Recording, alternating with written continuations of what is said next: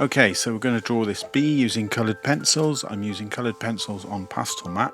So the first thing I've done there is outline the eye, and now I'm going to scrub in the white. So I want to put down white under here so that we've got a background layer to be able to scrape away later on.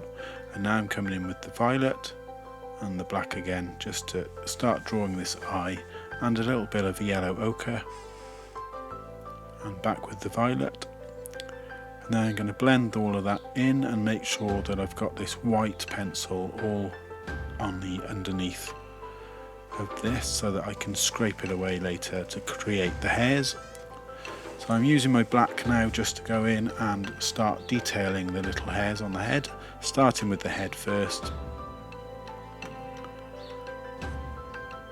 Okay, so just adding in all the details with my black pencil. A couple of bits of highlights of blue, just looking at the reference picture, trying to copy it the best I can.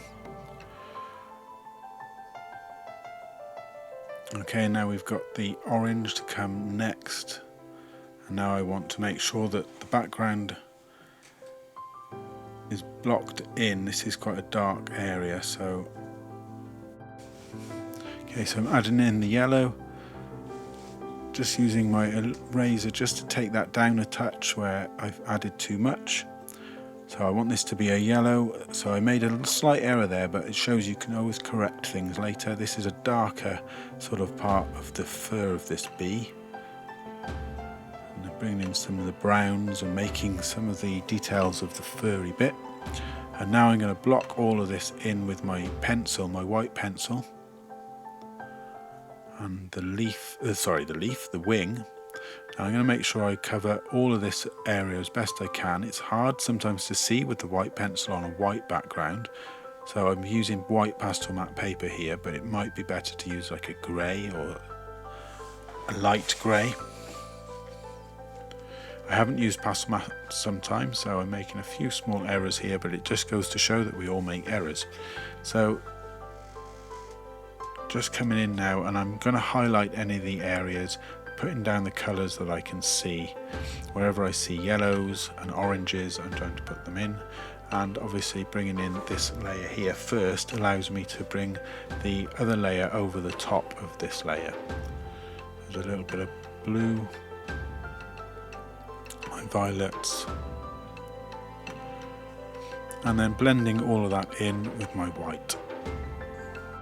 I will have this in a full real-time tutorial over on my Patreon, along with many other tutorials that you can do in real time, so it's worth checking it out, and I appreciate everybody who follows me on there. It does allow me to do more of these free videos. If you have any questions, please just ask me in the comments. I'll list all the materials I use in the description below. So I'm just adding in the details now of the hairs, adding in again the different colours where I see them.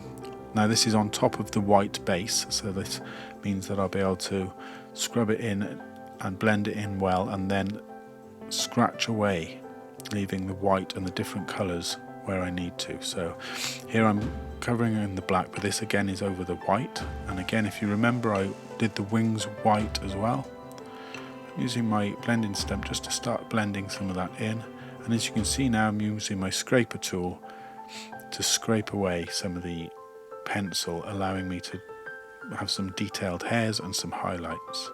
And this leg is going out and then in with its sort of knee.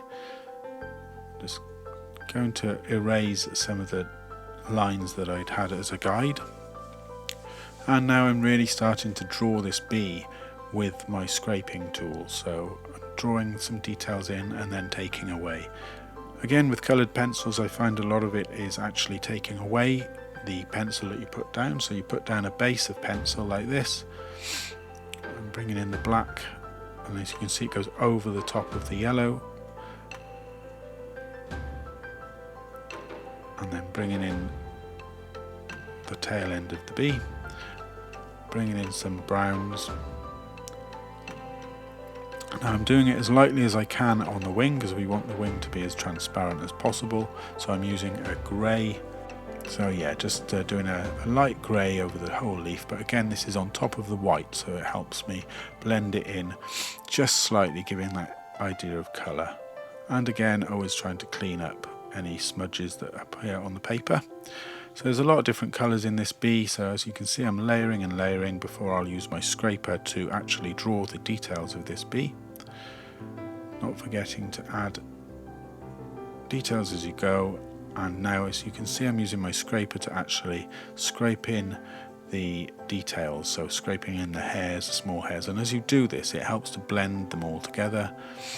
And you've got to be careful doing this, it does create quite a bit of a mess, so you need to make sure you blow that away or remove it with a fine brush. Be careful not to smudge it. And I'm now going through scraping the hairs, doing it lightly and where I need to. Building this leg. Adding in the darkest colours where I need to. Don't be afraid to use dark. Dark is often your friend when you're drawing. It allows you to build depth to a picture.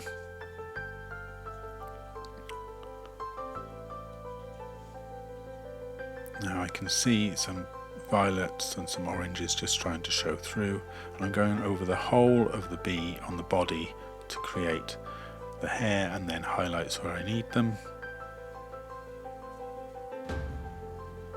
A little bit on the eye as well. And this wing, now you can start to scrape away some of the but if you do it too much you can always add it back in and it actually gives you a much better look. Now that's the good thing about this, is you can literally scrape away now back and you'll be bringing up the white that's underneath. You can then use your white pencil to smooth that in and give the impression of a see-through wing.